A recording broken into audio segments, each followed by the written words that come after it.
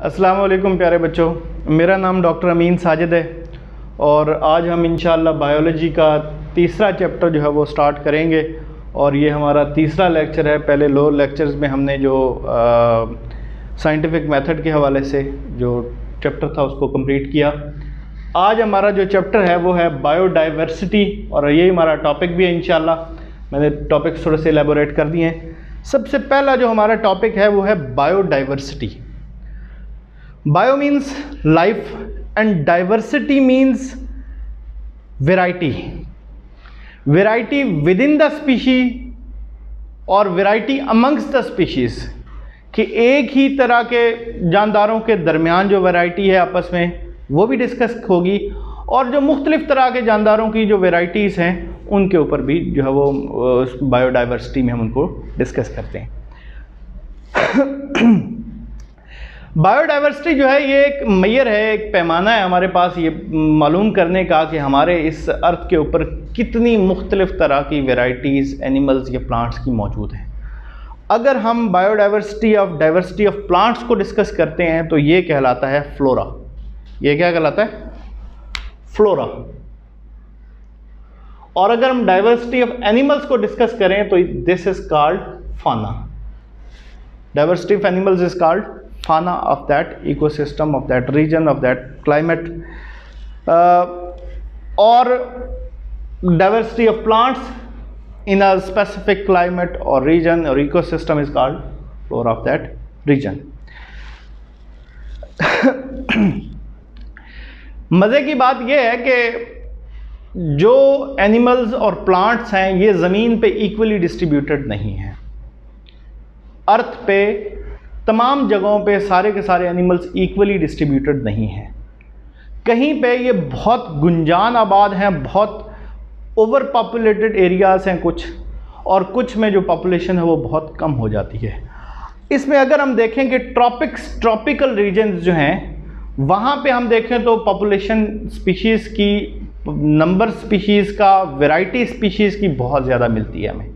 इसी तरह से जो टेम्परेट रीजन्स हैं वहाँ पे भी हमें इसकी जो वैरायटी है वो बहुत ज़्यादा मिलती है। लेकिन अगर हम इक्वेटर से हट के पोल्स की तरफ चले जाएं, साउथ पोल है या नॉर्थ पोल की तरफ चले जाएं, तो वहाँ पे जो पॉपुलेशंस की वैरायटी है वो बहुत कम हो जाती है।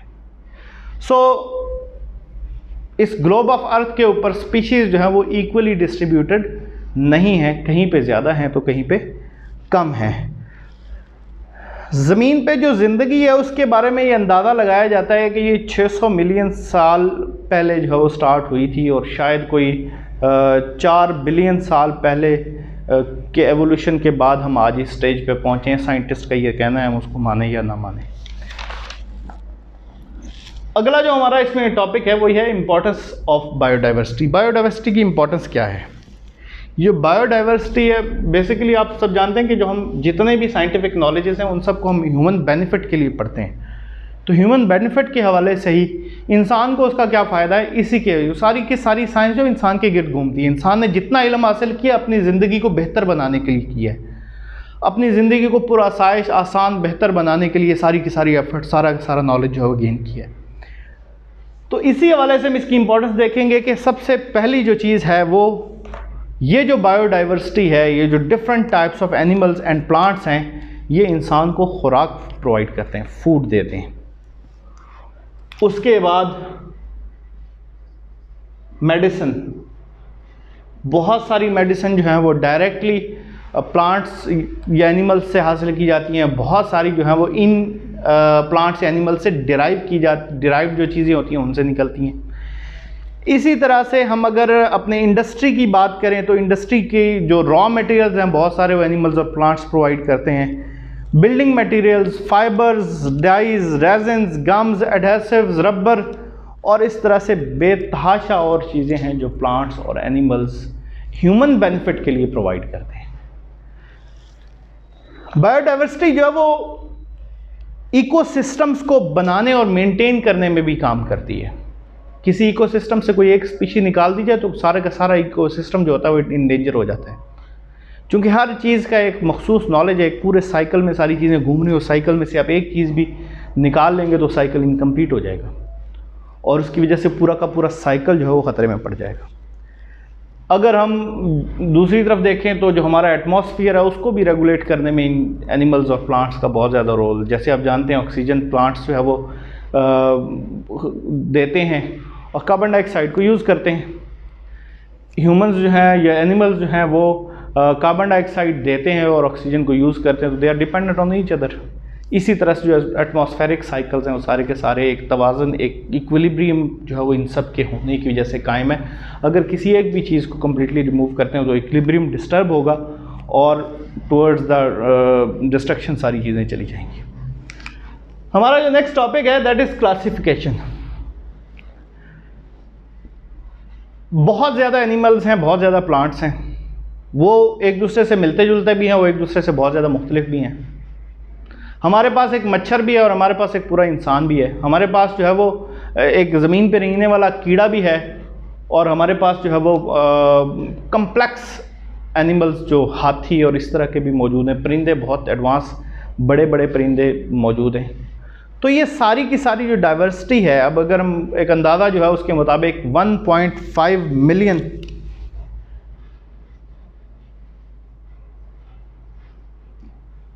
एनिमल्स और 0.5 मिलियन प्लांट्स अब तक साइंटिस्ट डिस्कवर कर चुके हैं कि अर्थ के ऊपर मौजूद हैं। And still there is a large number of animals और plants which are not discovered. उसकी वजह यह है कि ये मुख्तलिफ हैबिटेट्स में, मुख्तलिफ इकोसिस्टम्स में रहते हैं। पानी के अंदर दरिया जो है वो जानदार, दोनों प्लांट्स भी हैं, एनिमल्स भी हैं। अर्थ के ऊपर पहाड़ों में, सहराओं में, दरियाओं में, हर जगह पे different varieties of animals and plants are there और वो सारी की सारी अभी तक डिस्कवर साइंटिस्ट नहीं कर सके। अब जैसा कि मैंने बताया कि एक इतनी बड़ी, अगर हम सिर्फ एनिमल्स प्लांट्स को ही देख लें जो डिस्कवर्ड हैं उन्हीं को देख लें तो 2 मिलियन 20 लाख से ज़्यादा, 20 लाख से ज़्यादा species, different varieties of animals and plants जो है वो जिनका हमें पता है। तो इन सब को कोई ना कोई तरतीब देना, इनको क्लासीफाई करना बहुत ज़रूरी है। तो उसके लिए बायोलॉजिस्ट ने जो तरीक़ाकार जो करते हैं वो है उसको क्लासीफाई करते हैं, डिफरेंट क्लासेस में डिवाइड करते हैं। So biological classification is a method by which biologists divide organisms into groups and subgroups। तो साइंटिस्ट क्या करते हैं, जितनी भी हमारे पास स्पीशीज हैं उनको ग्रुप्स में और फिर सब ग्रुप्स में डिवाइड करते हैं ताकि उनको स्टडी करना, उनको समझना, उनको अंडरस्टैंड करना हमारे लिए आसान हो जाए। अब हमारे पास जो नेक्स्ट इसमें टॉपिक हमारा वही है कि एम क्या है class, why we classify these organisms, क्यों करते हैं क्लासीफाई। उससे पहले हम क्लासिफिकेशन के हवाले से जो एक टेक्सोनॉमी की डेफिनेशन है उसको देख लेते हैं। Taxonomy is basically the branch of biology which deals with the classification of living organisms is called taxonomy। और इसी तरह से एक और जो ब्रांच है सिस्टमैटिक्स जिसको कहते हैं, वो evolution of history of organisms और उनकी क्लासिफिकेशन दोनों के साथ डील करती है। कमिंग टू द एम्स, सबसे पहला जो हमारे पास एम है वो है हम ऑर्गेनिजम्स के दरमियान सिमिलैरिटीज़ और डिफरेंसेस को फाइंड आउट कर सकें।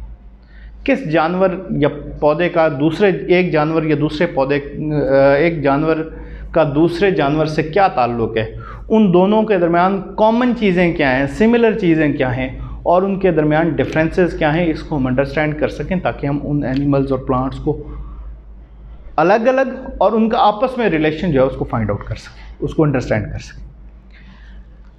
दूसरी बात वही रिलेशन के हवाले से कि इनका एवोल्यूशनरी रिलेशन क्या है, ये एनिमल्स इवॉल्व कहाँ से हुए हैं, स्टार्ट कहाँ से हुआ है इन एनिमल्स का, इन प्लांट्स का, पहले क्या थे अब क्या हैं और इस दौरान ये किन किन तब्दीलियों से गुजरे। इन सारी चीज़ों को अंडरस्टैंड करने के लिए हमें क्लासिफिकेशन जो है उसको करते हैं। नेक्स्ट है हमारा बेसिस ऑफ क्लासिफिकेशन। ये तो था हमारा एम कि हम क्यों क्लासिफाई करते हैं। हम सिमिलैरिटीज़ और डिफरेंसेस मालूम करना चाहते हैं और हम एवोल्यूशनरी रिलेशनशिप मालूम करना चाहते हैं कोई से भी एनिमल्स और प्लांट्स के दरमियान में जो है। अब है हमारा बेसिस ऑफ क्लासिफिकेशन। बेस एक ही हो सकती है मेन, और वो है सिमिलैरिटीज़। जो सिमिलर हैं वो एक जगह पे इकट्ठे होंगे, जो डिफरेंट हैं वो अलग ग्रुप्स में होंगे। इसी बेसिस के ऊपर जो है वो सारे के सारे ऑर्गेनिज्म जो है उनको क्लासिफाई किया गया। अब ये जो सिमिलैरिटीज़ हैं ये इंटरनल हो सकती हैं, ये एक्सटर्नल हो सकती हैं, ये फिज़िकल हो सकती हैं, ये उनके मोड ऑफ न्यूट्रिशन में हो सकती हैं, ये उनके जो है वो ईटिंग हैबिट्स उनकी जो है वो हो सकती हैं। उसके अलावा उनकी जो रिप्रोडक्शन के जो है उस जितने भी कैरेक्टरिस्टिक्स हैं वो सारी के सारी की बुनियाद पे हम उसमें सिमिलैरिटीज़ तलाश करते हैं। और अभी रिसेंट डेवलपमेंट जो हुई है जेनेटिक्स के आने से कि हम ना सिर्फ उनके जो ज़ाहिरी खदो खाल और ज़ाहिरी चीज़ें हैं उनको देखते हैं, बल्कि हम जीन्स जो है उनको भी देखते हैं कि इनका डीएनए जो है वो किस तरह का है। डीएनए का आपस में एक जानवर के डीएनए का दूसरे जानवर के साथ क्या ताल्लुक़ है, कि क्या ये कहीं पीछे कहीं पे ये एक ही डीएनए से आगे ये दो डीएनए म्यूटेट होके बने हैं, या किस तरह से ये एनिमल वजूद में आए, तो उसको भी स्टडी किया जाता है, उसको भी देखा जाता है। अगला जो हमारा टॉपिक है that is taxonomic hierarchy. Hierarchy means the ladder, एक सीढ़ी।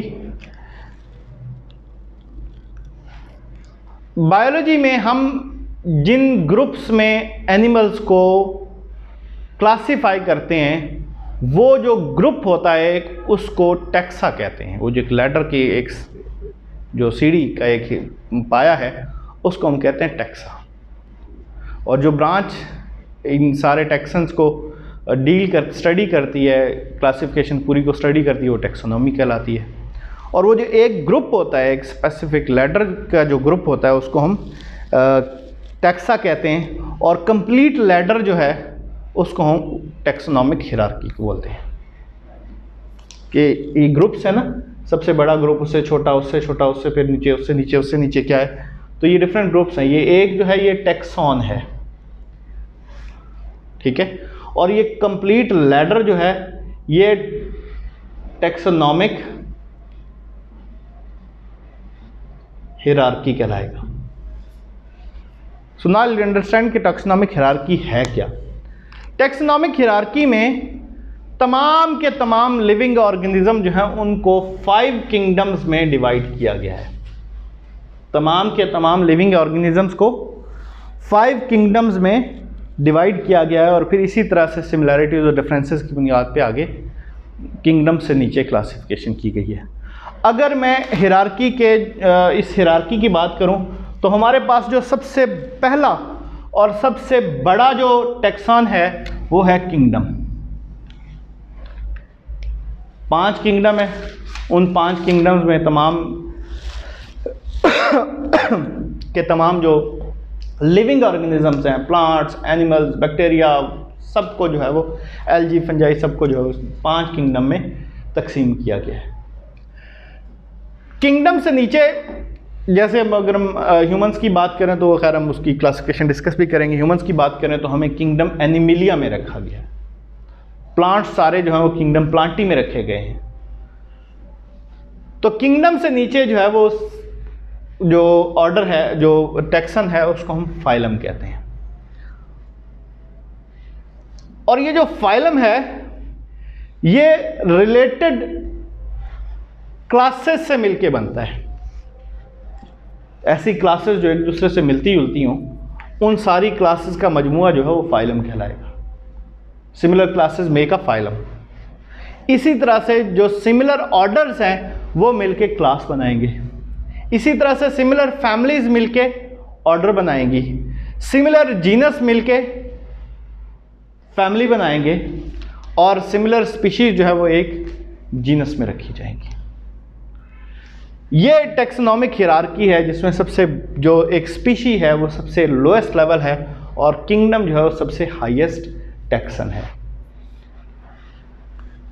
अब यहाँ पे हम एक एनिमल और एक प्लांट की जो है वो टेक्सोनॉमिक हिरार्की जो है उसको हम देखते हैं कि वो किस तरह से उनकी क्लासिफिकेशन की गई है। हम ह्यूमंस की बात करें तो ह्यूमंस का जो किंगडम है वो है एनिमिलिया। एनिमिलिया से आगे इसका फाइलम जो है वो कॉर्डेटा है, इस बुनियाद पे कि इनके दरमियान इसमें वो तमाम एनिमल्स रखे जाएंगे इस फाइलम में जिनमें रीढ़ की हड्डी होगी। उसके बाद कॉर्डेटा से आगे क्लास हमारी जो है वो मैमिलिया है। मैमल्स ऐसे होते हैं जो अपने बच्चों को दूध पिलाते हैं। वो तमाम के तमाम जो जानवर जिनमें ये सिमिलैरिटी मौजूद है, ये मुश्तरक सिफ्त मौजूद है, ये कैरेक्टरिस्टिक मौजूद है कि वो अपने बच्चों को दूध पिलाते हैं, तो वो मैमिलिया में आएंगे। मैमिलिया में से भी प्राइमेट्स आगे निकलते हैं, जो ऑर्डर है प्राइमेट्स में है तो जिनका दिमाग जो है वो दूसरों की निस्बत ज़्यादा तेज़ है, तो उनको जो है वो प्राइमेट्स में रखा गया। इसी तरह से जो फैमिली है वो होमिनाइडी बनी, और जो जीनस इंसानों का है वो होमो है और स्पीशीज़ सैपियंस है। सो इस तरह से जो ह्यूमंस का जो साइंटिफिक नेम है वो बनेगा होमो सैपियंस। ये जो स्पीशी का नाम है वो हमेशा जो किसी भी एनिमल का जो साइंटिफिक नेम, ये ह्यूमंस का साइंटिफिक नेम है, जो साइंटिफिक नेम है वो हमेशा इटैलिक्स में लिखा जाता है। और इटैलिक्स का मतलब होता है कि वो वैसे नॉर्मल राइटिंग ये सीधी है तो इटैलिक्स में थोड़ा सा यूं टेढ़ा करके लिखा जाता है। इसमें जो जीनस है उसका पहला वर्ड जो है वो कैपिटल होता है, और स्पीशीज़ के तमाम लेटर्स जो हैं वो सारे के सारे स्मॉल में होते हैं। इसी तरह से अगर हम पी की जो क्लासिफिकेशन है उसको डिस्कस करें तो पी जो है वो किंगडम प्लांटी में है। इसमें मैग्नोलीफाइटा जो है इसका फाइलम है, इसका क्लास जो है वो मैग्नोलियोप्सिडा है। इसी तरह ऑर्डर फेबेल्स है, फैमिली फेबेसी, जीनस पाइसम, और स्पीशीज़ की सेटिवम होगी तो ये पाइसम सेटिवम कहलाएगा। और इसी तरह से अगर आप इंटरनेट को यूज़ करें तो आप बहुत सारे जिस भी एनिमल की चाहें, जिस प्लांट की चाहें, उसकी साइंटिफिक जो क्लासिफिकेशन है, बायोलॉजिकल क्लासिफिकेशन उसकी कंप्लीट फाइंड आउट कर सकते हैं, उसका साइंटिफिक नेम भी फाइंड आउट कर सकते हैं। एक छोटी सी चीज़ बताता चलो, अब सोचना ये होगा कि ये होमो सैपियंस नाम क्यों दे दिया गया है इंसानों को। ये आखिरी बात है, इंशाल्लाह इसके बाद लेक्चर ख़त्म करेंगे। ये अलग से नाम क्यों दे गया, ह्यूमंस थे ना इंसान थे, तो ये अलग नाम क्यों दिया गया। बेसिकली साइंस एक ग्लोबल नॉलेज है, बायोलॉजी ग्लोबल नॉलेज है, तो तमाम के तमाम बायोलॉजिस्ट एक दूसरे की रिसर्च, एक दूसरे की जो फाइंडिंग्स हैं उनको, स्टडीज़ जो है उनको पढ़ना चाहते हैं। उनके उस एक मुश्तरका मीरास है हमारी, सबके लिए कॉमन है वो नॉलेज। तो उसके लिए ज़रूरी था कि कोई ऐसा नेमिंग सिस्टम जो है वो लाया जाए जो सारे साइंटिस्ट के लिए कॉमन हो और हर जगह पे यही नाम हो। तो इसलिए एक अलग नाम देने का तरीका जो है वो दिया गया। इसको बाइनोमियल नोमेनक्लेचर भी कहते हैं, इंशाल्लाह हम इसको डिटेल में पढ़ेंगे। तो अलग से नाम दिए गए साइंटिफिक या बायोलॉजिकल नेम्स इनको कहा जाता है। मज़ीद इनको बाइनोमियल नोमेनक्लेचर में इंशाल्लाह डिस्कस करेंगे। आज का लेक्चर हमारा यहीं तक था। इंशाल्लाह कल से हम स्पीशीज़ जो बेसिक यूनिट ऑफ क्लासिफिकेशन है उसको डिस्कस करेंगे और आगे फिर क्लासिफिकेशन को फर्दर डिस्कस करेंगे। जज़ाकुमुल्लाह खैर। अस्सलाम वालेकुम।